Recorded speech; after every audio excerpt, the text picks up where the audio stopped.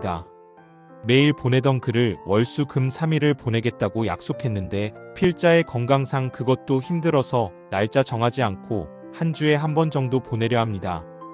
널리 양해해 주시기 바랍니다. 여러분들의 기도 중에 제 건강 회복을 위해 꼭 기도해 주시기를 부탁드립니다. 여러분들의 건강을 축복합니다.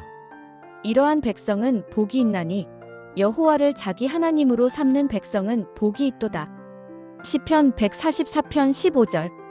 2024년 1월 20일 미국의 제47대 대통령 트럼프 대통령의 취임식이 미국 국회의사당 로텐더홀에서 개최되었습니다. 본디 야외에서 식을 거행하려 했으나 갑작스러운 한파가 몰려와서 어쩔 수 없이 실내에서 진행되었는데 필자는 식을 처음부터 끝까지 지켜보았습니다.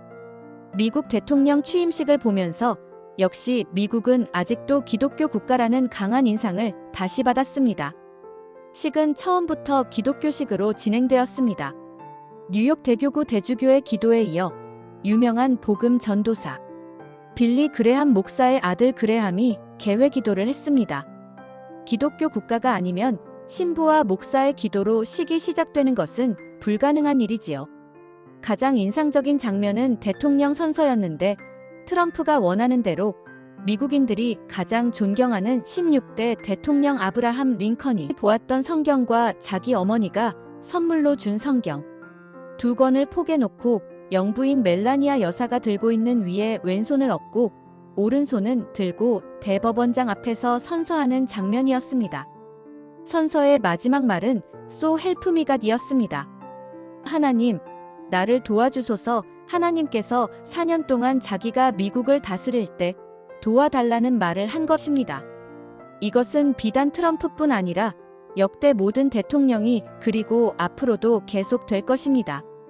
그 후 여성 군인 합창단이 글로리 글로리 할렐루야를 찬양했습니다. 하나님께 영광을 돌리는 찬송이지요. 기독교 국가가 아니면 할렐루야를 찬양할 수 없지요.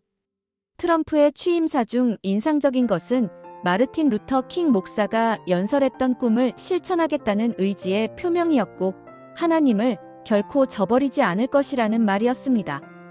뿐만 아니라 미국에는 남성과 여성, 두 성만이 존재한다고 선언하면서 트랜스젠더는 용인하지 않겠다는 단호한 표명을 했습니다.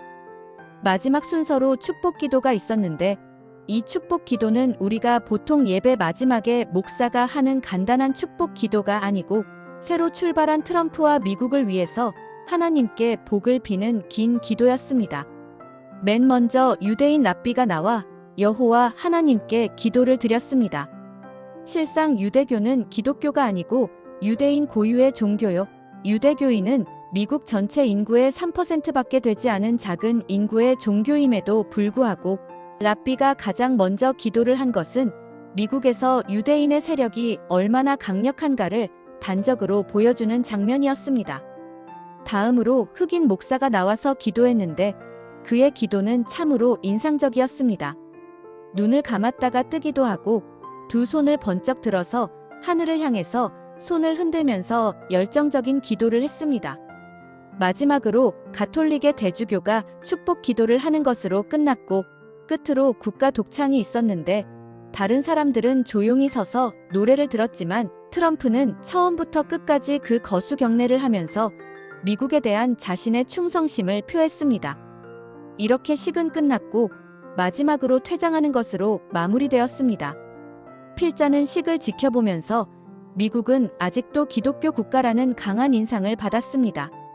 한때 90%까지 육박했던 기독교 인구가 현재는 60%로 낮아졌지만 미국의 저변에 도도히 흐르고 있는 청교도 정신을 실감했습니다.